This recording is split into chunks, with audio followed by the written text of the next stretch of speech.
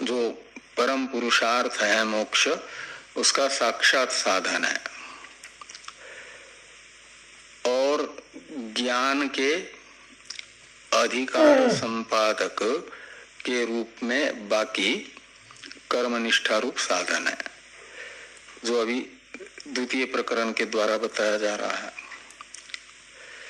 वह तो ज्ञान निष्ठा रूप जो मुख्य साधन है उसका साधन है, इसलिए उसे ज्ञान निष्ठा का अंग कहा जाएगा। अंग यानी साधन शेष, और अंगी यानी प्रधान शेषी, वो हो जाएगा ज्ञान निष्ठा।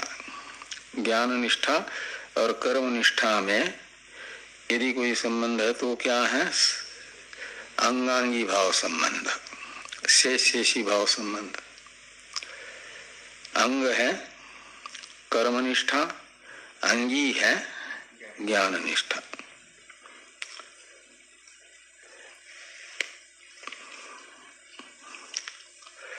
तो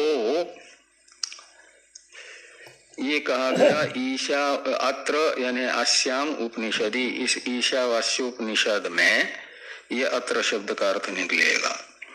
ईशावास्यम इदं सर्वम मागृध कस्य स्विद्धनम, इस प्रथम मंत्र के द्वारा इति आद्येन मंत्रेण, इतने का अर्थ निकलेगा।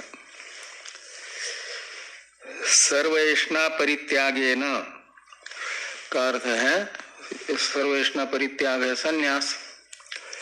तो संन्यास पूर्वक ज्ञान निष्ठा बताई गई है, वह प्रथम यानी मुख्य वेदार्थ है, अंगी रूप वेदार्थ है। अब अज्ञानाम जिजीविषूणाम ज्ञान निष्ठा संभवे इत्यादि वाक्य के द्वारा जो द्वितीय वेदार्थ है यानी अंग रूप वेदार्थ है, अंगी रूप वेदार्थ बता दिया गया। अब अंग रूप वेदार्थ किसके लिए है? तो जिसके अंदर येष्णा नहीं है, येष्णा का जिसने त्याग किया है, यानी कामना जिसके अंदर नहीं है, वह तो मुख्य अधिकारी माना जाएगा, वो ज्ञान का अधिकारी है। और कर्म का अधिकारी कौन होगा? जिसके अंदर अज्ञान है, और अज्ञान होने से अज्ञान का कार्य कामना भी है, यानी येष्णाएं भी है। तो इसलिए आगे लिखते हैं कि अज्ञानाम जिजीविषूणाम, तो जो अज्ञ है का मतलब नित्यानित्य वस्तु विवेक जिनके अंदर नहीं है, आत्मानात्म विवेक नहीं है, वैराग्य नहीं है, शम दमादि षट संपत्ति का अभाव है, मुमुक्षा नहीं है, वे माने जाएंगे अज्ञ कामी, जिनके अंदर अभी येष्णाएं हैं। तो अज्ञानाम जिजीविषूणाम, और जिनके अंदर जीने की इच्छा है, मरना नहीं चाहते, उनके लिए कहते हैं ज्ञान निष्ठा असंभवे।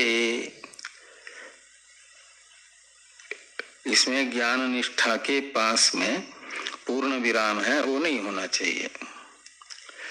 पुरानी पुस्तक में ऐसा है, ज्ञान निष्ठा के पास पूर्ण विराम दिया हुआ है, लेकिन ज्ञान निष्ठा और संभवे इनके बीच में अवग्रह का चिन्ह होना चाहिए है। ईशावास्यम इत्यादि मंत्रों के द्वारा प्रतिपादित जो आत्मयाथात्म्य है, इसका बोध जिसे नहीं है उसे न अज्ञ कहा जाएगा, वो अज्ञ होगा। ऐसे अज्ञों में, ऐसे अज्ञ तो क्या करेंगे, शरीर आदि को ही, अपनी उपाधि को ही अपना स्वरूप समझेंगे। उपाधियां अनेक होने से वो ये कर्मनिष्ठा के अधिकारी भी अनेक होंगे, इसलिए बहुवचन है अज्ञानाम। तो अज्ञानाम यानी आत्म एकत्व रूप आत्म याथात्म्य विषयक अज्ञानवान। वस्तुतः आत्मा एक है और उस एक आत्मा का बोध जिन्हें नहीं है, ऐसे अज्ञानी और मरण धर्मा जो शरीर है उसी में तादात्म्य करके उसी को अपना स्वरूप समझ रहे हैं, जो उन्हें कहा जाएगा अज्ञ जिजीविषु। तो फिर शरीर तो मरण धर्मा होने से कभी न कभी जाएगा, जातस्य ही ध्रुव मृत्यु के अनुसार, वो तो विनाशशील है, क्षण क्षण में विनाश के ओर जा रहा है? तो कितने क्षण निकल गए 24 घंटे में, और क्षण क्षण में बदला है। लेकिन ये परिवर्तन स्थूल दृष्टि हम लोग होने के कारण दिखता नहीं है। तो जिजीविषु है अज्ञ होने के कारण, यानी मरण धर्मा शरीर को ही स्थायी रखना चाहते हैं, स्थिर रखना चाहते हैं, मरना नहीं चाहते, जीना चाहते हैं। ऐसे जो आत्म एकत्व विषयक अज्ञानवान है, वे उनको कहेंगे कि निर्विकार शुद्ध एकात्मा का अनुसंधान करो, श्रवण मनन निधिध्यासन करो, 1 घंटा वेदांत के स्वाध्याय में बैठो। साधन है जिनके अंदर आत्म एकत्व विषय का ज्ञान है, आत्मा के वास्तविक स्वरूप से दूर दूर तक का संबंध नहीं है, जिनके मन का कोई संस्कार ही नहीं है, और जीने की इच्छा है, उनमें ज्ञान निष्ठा असंभव, यानी ज्ञान के अंतरंग साधन श्रवण मनन निधिध्यासन करना उनके लिए असंभव है। तो ज्ञान निष्ठा असंभवे, लेकिन श्रुति चाहती है उनका भी उद्धार हो जाए, वे भी कर्म बंधन से मुक्त हो जाए, उनका भी जन्म मरण छूट जाए। तो उसके लिए क्या साधन है? तो कर्म निष्ठा रूप साधन द्वितीय मंत्र के द्वारा बताया गया है संक्षेप में, और उसी का विस्तार करने के लिए द्वितीय प्रकरण प्रारंभ होगा। इस अभिप्राय से कहते हैं कि कुर्वन् नेवेह कर्माणि जिजी विषेत इति, यानी इति अनेन द्वितीयेन मंत्रेण, ऐसा लगाना।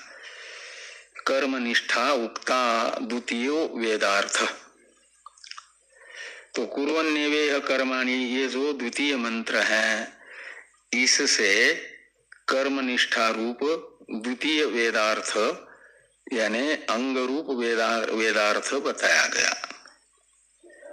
अंगी रूप वेदार्थ तो है ज्ञान निष्ठा, और कर्म निष्ठा है अंग रूप वेदार्थ, अमुख्य वेदार्थ, साधन का साधन।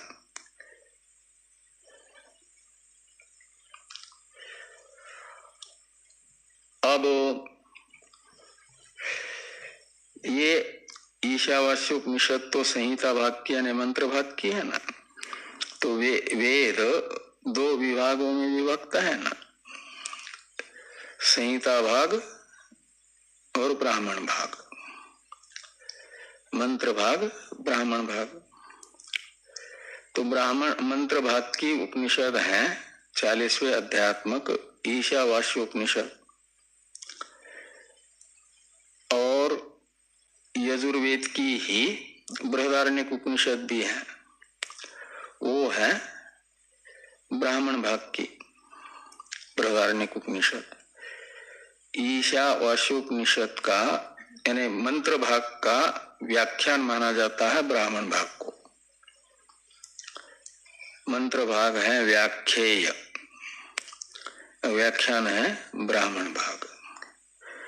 तो ईशावास्योपनिषद रूप जो मंत्रात्मक उपनिषद है, इसका व्याख्यान माना गया है बृहदारण्यक उपनिषद को, वो है ब्राह्मण भाग का।